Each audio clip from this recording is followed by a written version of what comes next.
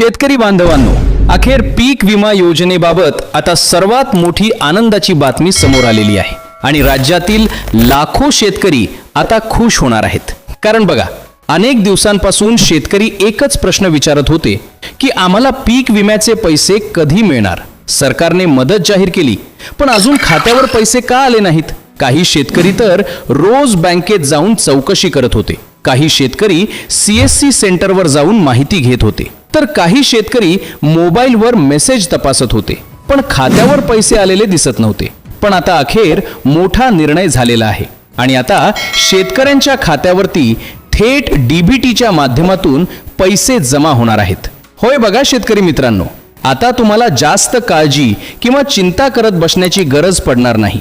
कारण सरकारच्या माध्यमातून आता टप्प्याटप्प्याने पीक विमा नुकसान भरपाईचे पैसे वितरित केले जाणार आहेत. त्यामुळे आता ज्या शेतकऱ्यांचे नुकसान झालेले आहे त्या शेतकऱ्यांना मोठा दिलासा मिळणार आहे. तर शेतकरी बांधवांनो, आजचा हा व्हिडिओ खूप महत्त्वाचा ठरणार आहे. कारण या व्हिडिओमध्ये आपण पाहणार आहोत की कोणत्या जिल्ह्यांमध्ये सर्वात आधी पीक विम्याचे पैसे जमा होणार आहेत. कोणत्या शेतकऱ्यांच्या खात्यावर 12,000, 15,000, 17,000 तर काही शेतकऱ्यांच्या खात्यावर 20 ते 25,000 रुपयांपर्यंतची रक्कम जमा होणार आहे. तसेच सरकारने अशी कोणती 2 कामे सांगितलेली आहेत जी केली नाहीत तर तुमचे पैसे अडकू शकतात. आणि अजून एक मोठी अपडेट म्हणजे काही जिल्ह्यांमध्ये निधी मंजूर झाल्यानंतर लगेच पैसे जमा होण्याची प्रक्रिया सुरू होणार आहे. म्हणून शेतकरी मित्रांनो, व्हिडिओ शेवटपर्यंत नक्की पहा आणि आपल्या लाईव्ह महाराष्ट्र 24 या YouTube चॅनलवर नवीन असाल तर चॅनलला सबस्क्राईब करून नोटिफिकेशन बेलला ऑल वरती सेट करा. कारण शेतकरी बांधवांसाठी अशाच मोठ्या आणि महत्त्वाच्या अपडेट आपण रोज घेऊन येत असतो. तर चला शेतकरी मित्रांनो, आता सगळ्यात आधी मोठी अपडेट काय आहे ते पाहूया. बघा, आता सरकारच्या माध्यमातून पीक विम्याचा निधी टप्प्याटप्प्याने वितरित केला जात आहे आणि काही जिल्ह्यांमध्ये निधी मंजूर झालेला आहे. त्यामुळे आता लाखो शेतकऱ्यांच्या खात्यावर पैसे जमा होण्यास सुरुवात होणार आहे. आणि बघा शेतकरी बांधवांनो, DBTची प्रक्रिया अशी असते की सरकारकडून निधी सोडण्यात आला की थेट शेतकऱ्यांच्या खात्यावर पैसे जमा होतात. म्हणजे तिकडून बटन दाबलं की इकडे अर्ध्या तासात किंवा 1 तासात शेतकऱ्यांच्या मोबाईलवर मेसेज येतो. त्यामुळे आता शेतकऱ्यांना वारंवार सरकारी कार्यालयात जाऊन चौकशी करण्याची गरज पडणार नाही.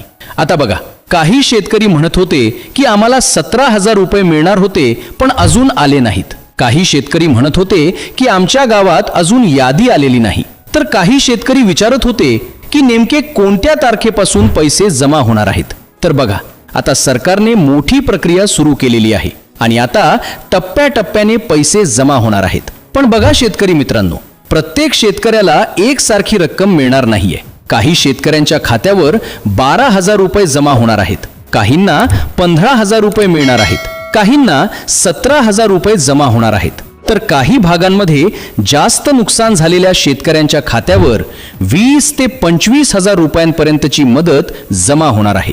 त्यामुळे आता अनेक शेतकरी चांगलेच खुश झालेले आहेत. आता बघा, सरकारच्या माध्यमातून काही जिल्ह्यांची यादी सुद्धा समोर आलेली आहे.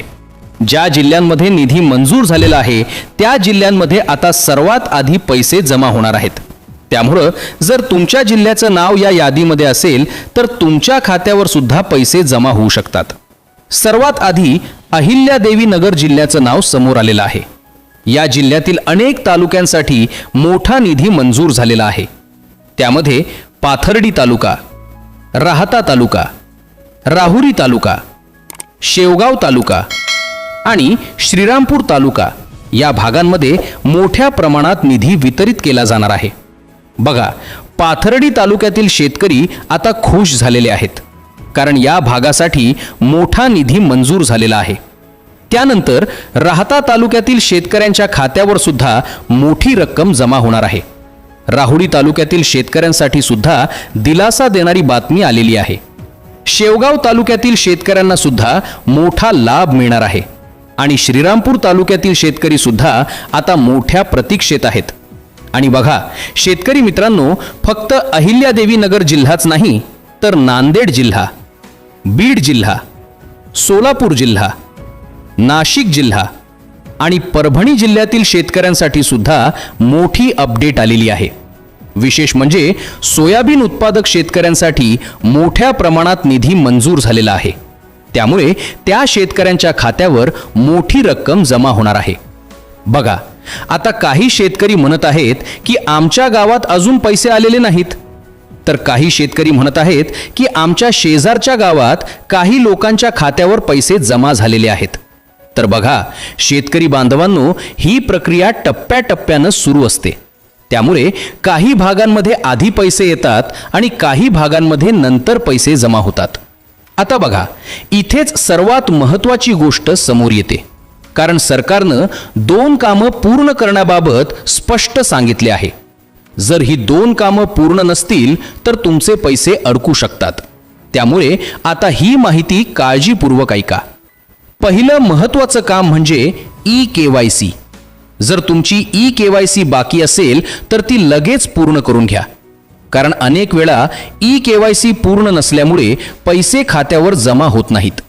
त्यामुळे जवळच्या CSC सेंटरवर जाऊन ई-KYC पूर्ण करून घ्या. दुसरं महत्त्वाचं काम म्हणजे आधार कार्ड बँक खात्याशी लिंक आहे का हे तपासणं, कारण DBTचे पैसे थेट आधार लिंक असलेल्या खात्यावर जमा होतात. त्यामुळे जर आधार लिंक नसेल तर पैसे अडकू शकतात. तसेच मोबाईल नंबर अपडेट आहे का हे सुद्धा पाहणं गरजेचे आहे, कारण पैसे जमा झाल्यानंतर मोबाईलवर मेसेज येतो. आता बघा, काही शेतकरी असे आहेत की त्यांनी बँक खाते बदललेलं असतं पण आधार लिंकिंग अपडेट केलेलं नसतं. त्यामुळे अशा शेतकऱ्यांनी तात्काळ बँकेत जाऊन माहिती तपासून घ्यावी, कारण अनेक वेळा पैसे आलेले असतात पण खात्यावर दिसत नाहीत. आणि बघा शेतकरी मित्रांनो, आता अनेक जण विचारत आहेत की पैसे नेमके आज येणार की उद्या. तर बघा, काही भागांमध्ये प्रक्रिया सुरू झालेली आहे, तर काही भागांमध्ये पुढच्या टप्प्यात पैसे जमा होणार आहेत. त्यामुळे तुम्ही वेळोवेळी तुमचं बँक खाते तपासत राहा, मोबाईल मेसेज तपासा आणि आधार लिंकिंग व्यवस्थित आहे का हे नक्की पहा, कारण आता सरकारच्या माध्यमातून मोठ्या प्रमाणात निधी वितरित केला जात आहे आणि लाखो शेतकऱ्यांच्या खात्यावर पैसे जमा होणार आहेत. त्यामुळे आता शेतकरी बांधवांना मोठा दिलासा मिळणार आहे. बघा, अनेक शेतकरी कर्जामुळे अडचणीत आलेले होते. काही शेतकऱ्यांचं पिकाचं मोठं नुकसान झालेलं होतं. काही भागांमध्ये पावसामुळे नुकसान झालेलं होतं, तर काही ठिकाणी दुष्काळी परिस्थिती निर्माण झालेली होती. त्यामुळे आता या मदतीमुळे शेतकऱ्यांना मोठा आधार मिळणार आहे. काही शेतकरी म्हणत आहेत की आता पैसे आले तर खत बियाण्यांची व्यवस्था करता येईल. काही जण म्हणत आहेत की बँकेचा हप्ता भरता येईल. तर काही शेतकरी पुढच्या हंगामाची तयारी करण्यासाठी या मदतीची वाट पाहत आहेत. आणि बघा शेतकरी बांधवांनो, आता पुढच्या काही दिवसांमध्ये अजून मोठ्या अपडेट येऊ शकतात. काही जिल्ह्यांमध्ये नवीन यादी जाहीर होऊ शकते. काही तालुक्यांमध्ये अजून निधी मंजूर होऊ शकतो. त्यामुळे आपल्या जिल्ह्याची माहिती वेळोवेळी तपासत राहा. बघा, आता सोशल मीडियावर सुद्धा अनेक शेतकरी एकमेकांना विचारत आहेत की तुमच्या खात्यावर पैसे आले का, कोणत्या जिल्ह्याला सुरुवात झाली, कोणत्या बँकेत पैसे जमा झाले. त्यामुळे आता सगळीकडे पीक विम्याची चर्चा सुरू झालेली आहे. आणि बघा, काही शेतकरी तर रात्री उशिरापर्यंत मोबाईलवर मेसेज तपासत बसलेले आहेत, कारण एकदा पैसे जमा झाले की लगेच मेसेज येतो. त्यामुळे आता शेतकरी मोठ्या उत्सुकतेने वाट पाहत आहेत. पण शेतकरी मित्रांनो, पुन्हा एकदा सांगतो, तुमची ई-KYC पूर्ण आहे का, आधार कार्ड लिंक आहे का, मोबाईल नंबर अपडेट आहे का, हे एकदा नक्की तपासून घ्या. कारण ही छोटी छोटी कामे बाकी राहिली तर पैसे अडकू शकतात. आणि बघा शेतकरी बांधवांनो, काही ठिकाणी शेतकऱ्यांच्या खात्यावर आधीच काही रक्कम जमा झाल्याचे सुद्धा सांगितले जात आहे. त्यामुळे आता उर्वरित शेतकरी सुद्धा मोठ्या आशेने वाट पाहत आहेत.